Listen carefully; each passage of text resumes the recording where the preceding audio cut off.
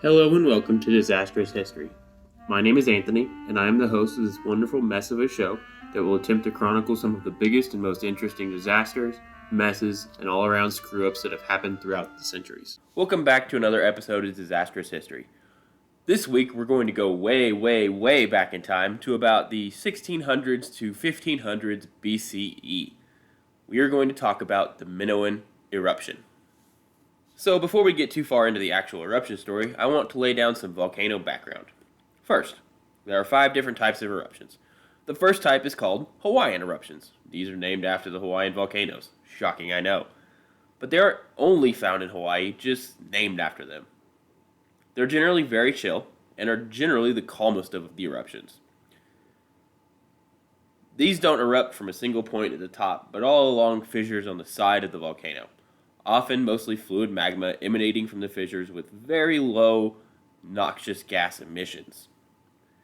These are the super pretty volcanic eruptions that look like a giant wall of fire. The ones you see on the news all the time. Oh, this volcano in Hawaii erupted. Look how pretty it is. Those are the Hawaiian eruptions. It's pretty self-explanatory. The second type is called a Strombolian eruption. They're named after the Stromboli volcano off the northern coast of Sicily. I do not know if I'm pronouncing that right. I'm very sorry if I'm not. Basically, a Strombolian eruption is when a gas bubble within the magma becomes large enough to rise through the magma and pop in the air when it reaches the top. This launches magma all around and then stops. This can happen literally every few minutes and can last thousands of years. The Stromboli volcano has been erupting since recorded history started, basically. Oh, and that story of the volcano randomly appearing in a Mexican cornfield? That's a Stromboli eruption volcano. Just super quickly. The third type of eruption is a Vulcanian eruption. This one is named after the volcano Vulcano, also located just north of Sicily. Also named after the Roman god of fire, Vulcan, which is where the name volcano comes from, in case you hadn't already put that together. This is your stereotypical explosion. Big boom with a large ash cloud going up in the air and magma flowing down the sides. The fourth type is called Palean. They're named after Mount Pelée in Martinique. Finally, not one in Sicily. There are a lot of volcanoes around Sicily. These are when the volcano explodes and then a flow of hot gases and other hot stuff comes flying down the mountain. And I literally mean flying, since they move with speeds ranging from 60 miles per hour to well over 400 miles per hour. The Mount Pelée eruption in 1902 was the deadliest eruption in the 20th century, killing at least 29,000 people, and will probably be featured in a future episode. Hint, hint, foreshadowing.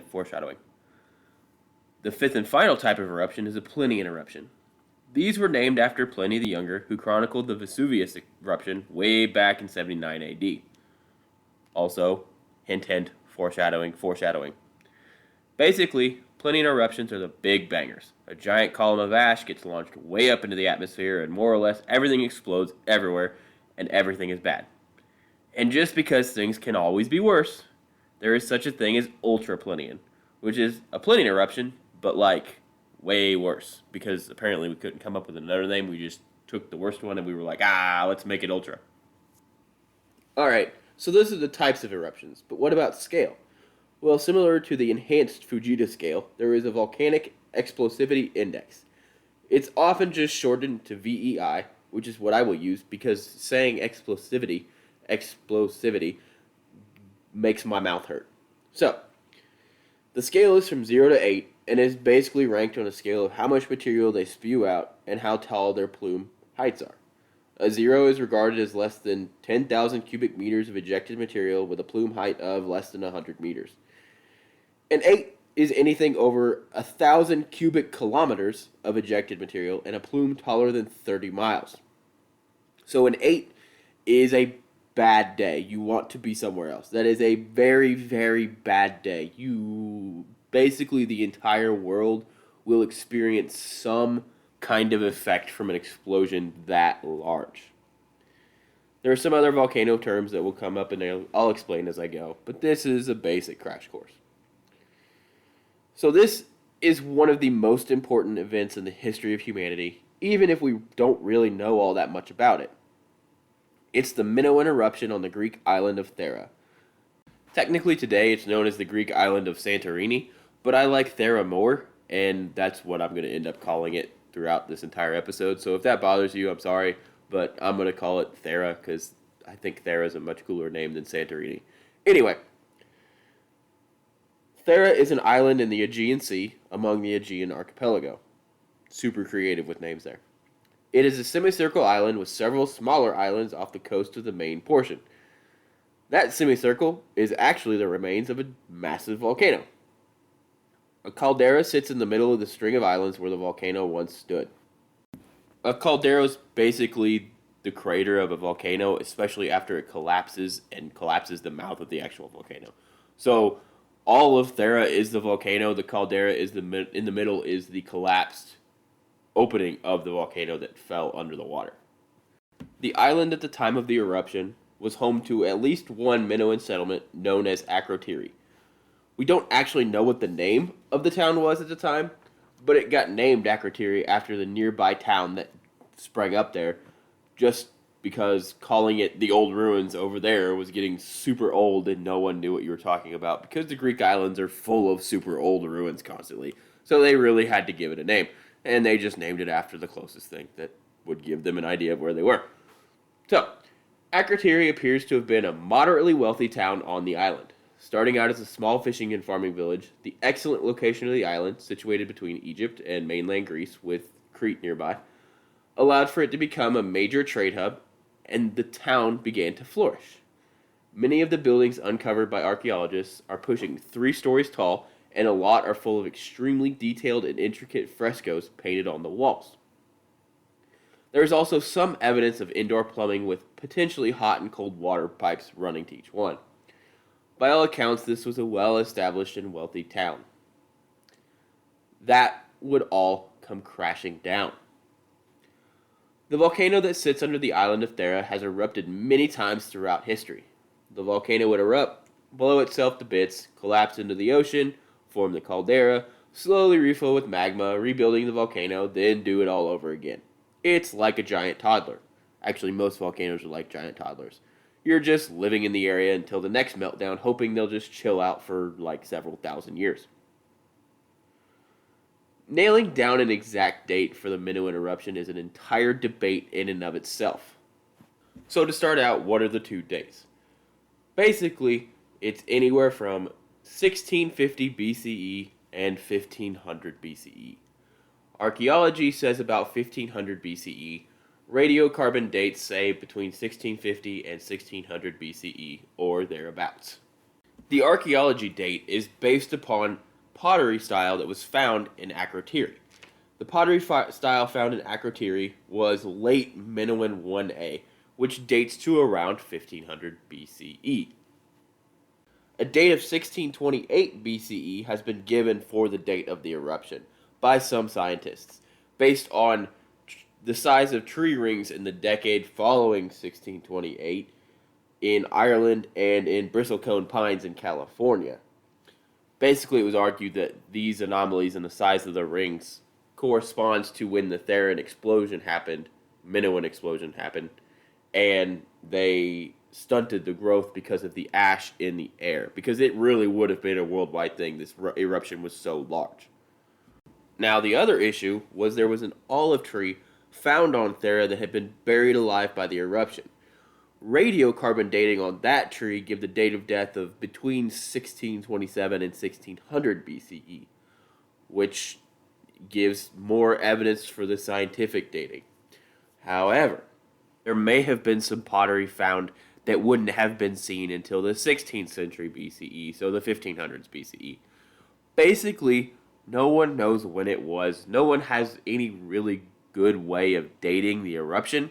It's sometime between 1650 BCE and 1500 BCE. It just depends on which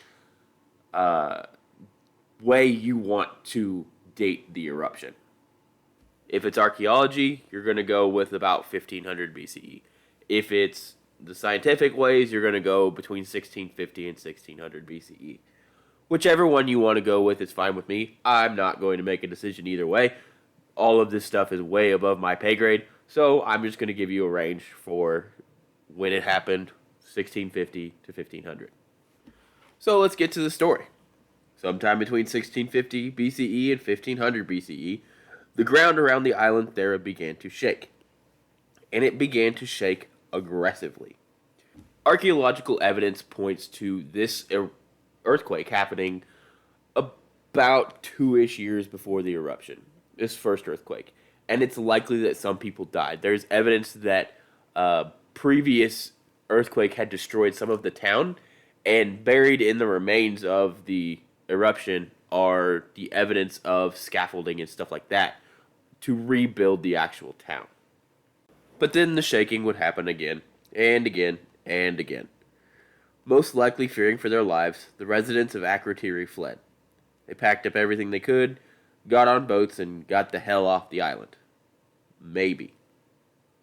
In a stunning turn, and possibly impressive evacuation technique, no human remains have been found in the ash layers of what is left of the town of Akrotiri, indicating that very few, if any, human casualties occurred on the island during the coming massive eruption. However, not all of Akrotiri has been uncovered. And the other thing is, archaeological evidence suggests that the wind was blowing from the west on the day of the explosion.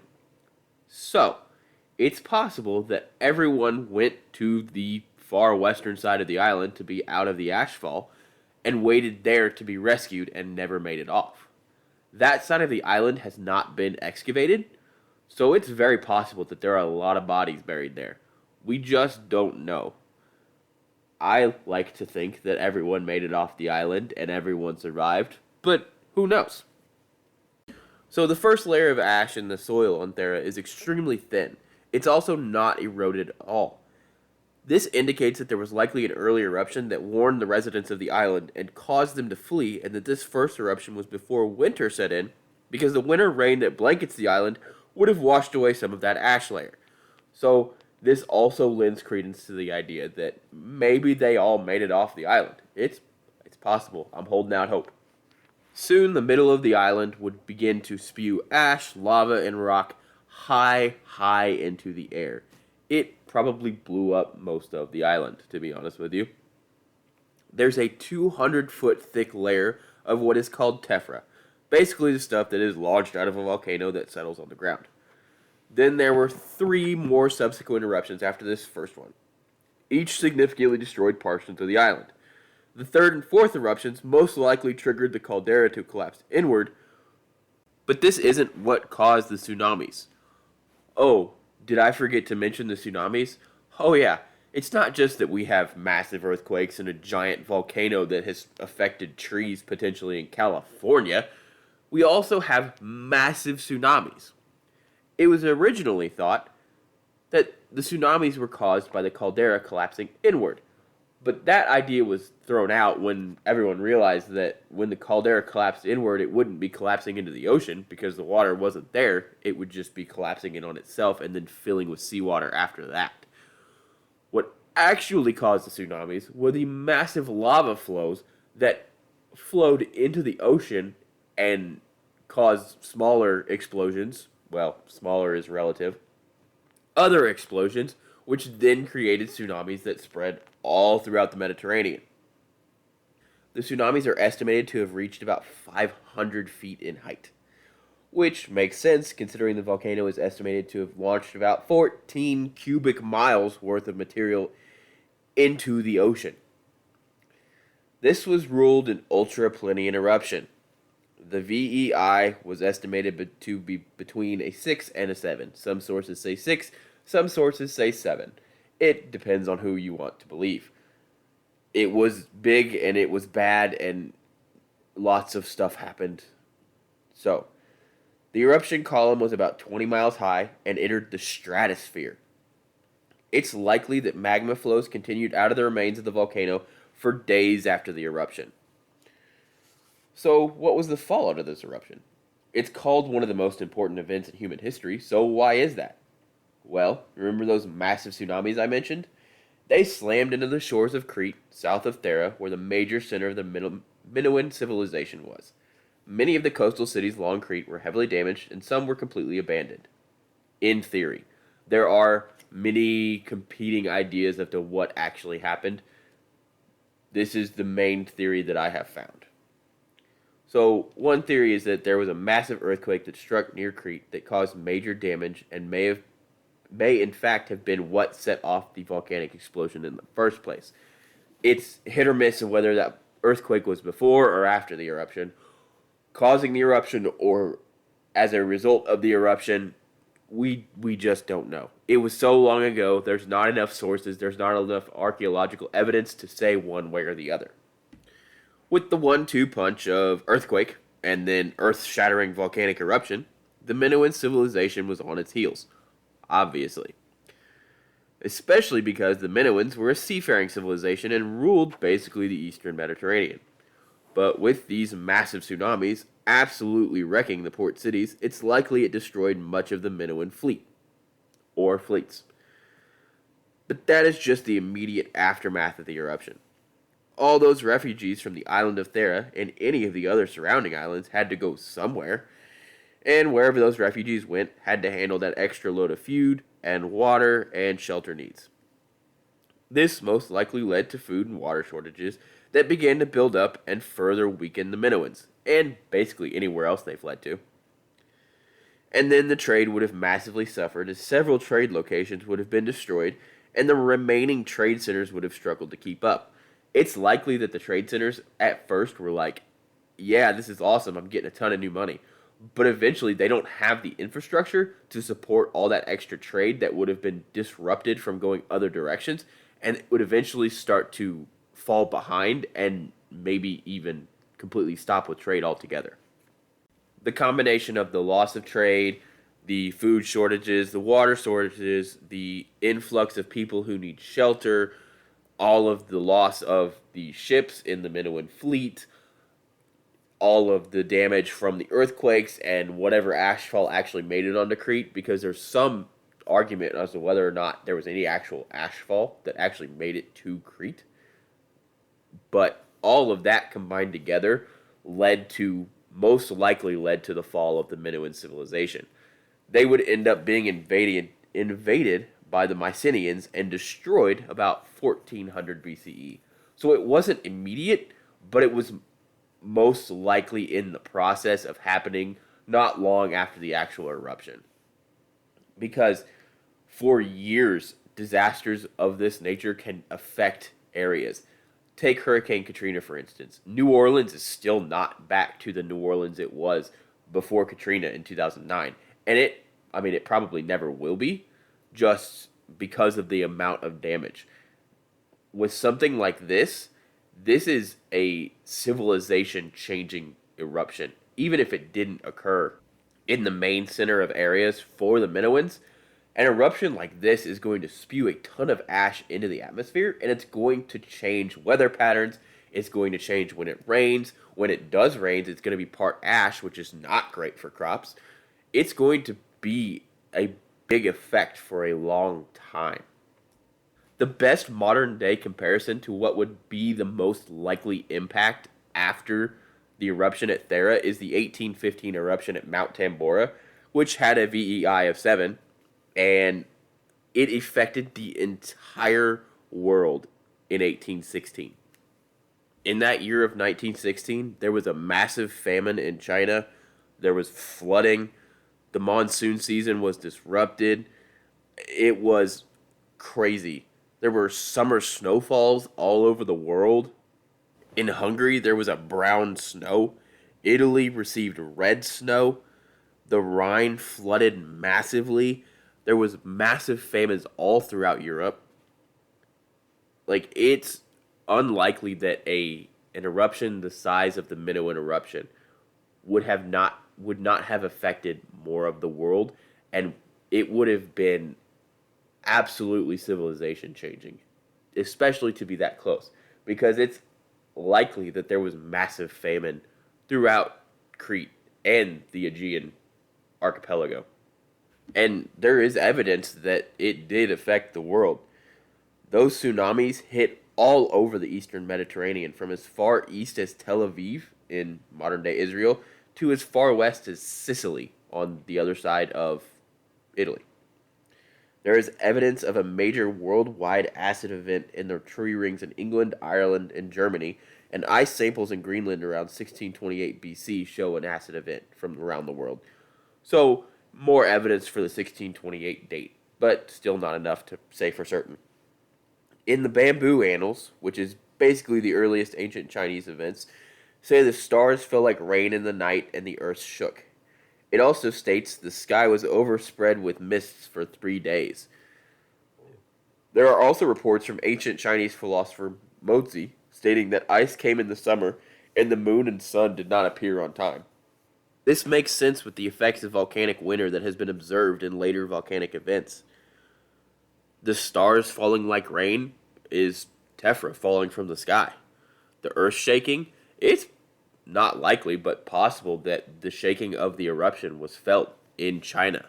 One of the largest recorded eruptions in history, the 1883 Krakatoa eruption, was felt as far away as Perth, Australia, which is 1,930 miles away.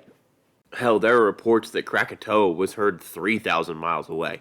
So it's possible that the sound was heard in eastern China. Who knows? The other report is that ice came in the summer. During that 1816 eruption, there was frost reported in August in numerous locations around the world. So it's not unlikely that there were possibly frost in the summer in China and in other places, to be honest. And the moon and sun not appearing on time, that is quintessential volcanic winter when the ash covers the sun and the moon that you can't see it through how much ash is in the atmosphere.